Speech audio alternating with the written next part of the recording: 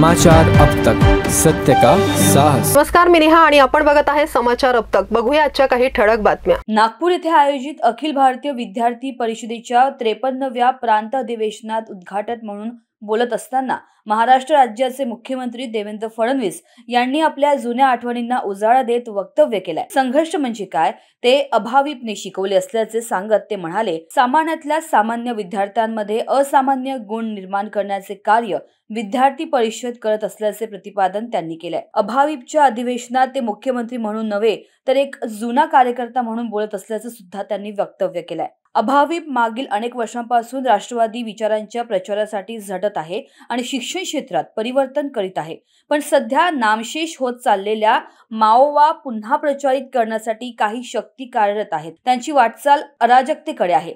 यासाठी त्यांनी कॉलेज कॅम्पसला साधन बनविले।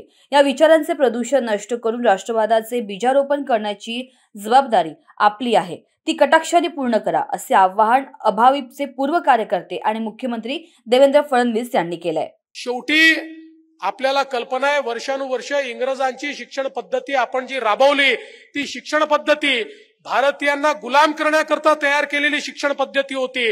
भारतीयांमध्ये कुठल्याही प्रकारे विजिगीषू वृत्ती तयार होऊ नये, नेतृत्व तयार होऊ नये, अशा प्रकारची शिक्षण पद्धती ही इंग्रजांनी तयार केली। ती अनेक शतकं त्या ठिकाणी आपण चालवली, अनेक दशकं आपण ती चालवली।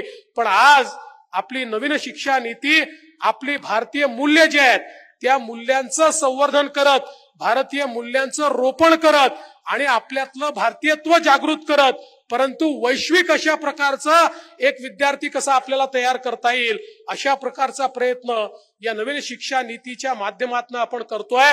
आणि मला असं वाटतं, आपल्या मूल्यांच्या प्रती, आपल्या संस्कृतीच्या प्रती, आपल्या संस्कारांच्या प्रती आपण जागरूक असणं आणि त्याचा स्वाभिमान बाळगणं हे देखील अत्यंत महत्वाचं आहे। आणि ते बाळगायचं असेल तर राष्ट्राभिमानी पिढी हे करू शकते आणि तोच राष्ट्राभिमान आज आपल्याला या ठिकाणी शिकायला मिळतोय।